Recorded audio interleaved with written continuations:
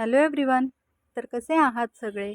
Deepa's tasty डिलाईटमध्ये तुम्हा सर्वांचं खूप खूप स्वागत आहे. तर आज मी बटुवेलीच्या शेंगांची भाजी बनवली. तर या शेंगा तुम्ही मार्केटमध्ये वगैरे कुठे विकायला पाहिल्या असतील. गावाकडे तर हे सगळ्यांच्या असे दारामध्ये वगैरे लावलेल्या वेली असतात किंवा शेतामध्ये लावलेल्या वेली असतात. तर अगदी आपल्या पावट्याच्या शेंगा कशा असतात तर त्या टाईप याच्या शेंगा असतात आणि असे चपटे त्याचे त्यामध्ये असणाऱ्या बिया असतात. तर त्यापासूनच भाजी बनवतात किंवा त्याचा मसाले भातही बनवतात कोवळ्या शेंगांचा.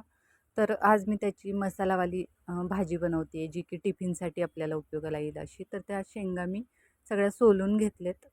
तर बघू शकता आता त्या सोलून झालेल्या आहेत. त्यानंतर मी 2 कांदे आणि 2 टोमॅटो मोठे मोठे कट करून घेतलेत. तर ते आपल्याला कच्चेच मिक्सरला वाटून घ्यायचे आहेत. आणि ते मी अगदी फार बारीक त्याची पेस्ट नाही बनवणार आहे. थोडं ओबडधोबड असं वाटून घेणार आहे. तर एक टाईममध्ये काय ते बसलं नाही मिक्सरच्या भांड्यात, तर मी ते 2 वेळा थोडं थोडं करत वाटून घेणार आहे. तर एक बाउल भरून त्याची ही जी पेस्ट आहे ती तयार झालेली आहे. तर बघू शकता मी ते आता एका बाउलमध्ये काढलेले आहे. तर त्यानंतर आता आपण करूयात फोडणीची तयारी. तर गॅसवर मी एक कढई गरम करत ठेवली आहे. त्यामध्ये घातलेलं आहे तेल.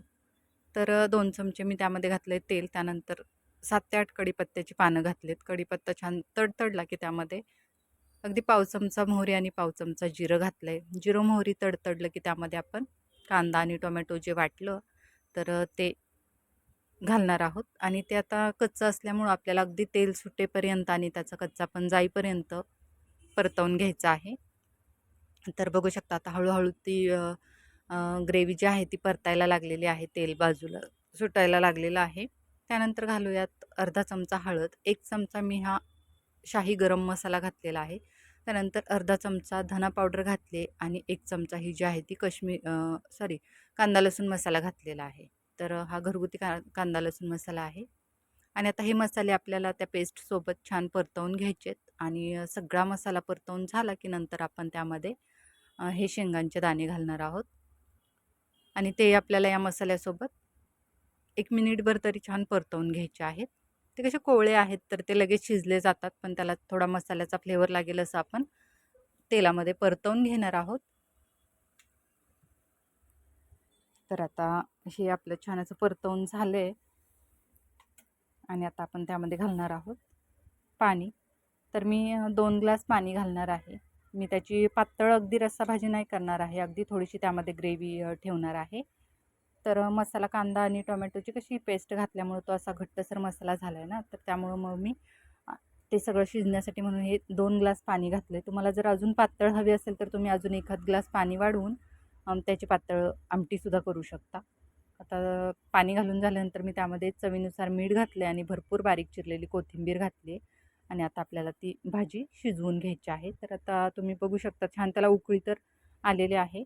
आणि आता थोडीशी आटवून आणि त्यातले ते जे दाणे आहेत तर ते छान मऊ असे शिजेपर्यंत आपल्याला ही भाजी शिजवून घ्यायची आहेत. तर साधारणतः मी 10 ते 12 मिनटं मीडियम गॅसवर ही भाजी शिजवून घेतलेली आहे. तर आता बघू शकता ती शिजून बऱ्यापैकी अशी दाटसर पण झालेली आहे. त्याची ग्रेव्ही तयार झाली आहे. आणि त्यातले जे काही म्हणजे दाणे आहेत तर तेही शिजलेत. मी तुम्हाला एक दाखवते तो दाबून. तर अगदी सहज तो एकदम पुरणासारखा मऊ शिजला गेला आहे. तर आता आपली ही भाजी रेडी झालेली आहे. तर आता मी ती प्लेटमध्ये सर्व करणार आहे. तर ही भाजी तुम्ही चपाती, फुलके किंवा भाकरीसोबतही छान लागते, भातासोबतही छान लागते किंवा तुम्ही याचा अगदी मसाले भात वगैरे सुद्धा बनवू शकता. तर अशी ही बटुवेलीच्या शेंगांची भाजी अगदी साधी सिंपल रेसिपी टिफिनसाठी वगैरे खूप छान रेसिपी आहे. तर मी बनवलेली ही बटुवेलीच्या शेंगांची भाजी याची रेसिपी तुम्हाला कशी वाटली ते मला नक्की सांगा.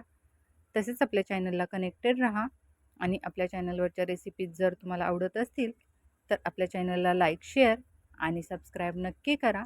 चला तर मग असंच भेटूया पुढे अशाच एका नवीन रेसिपीसह. तोपर्यंत बाय बाय. थँक्यू.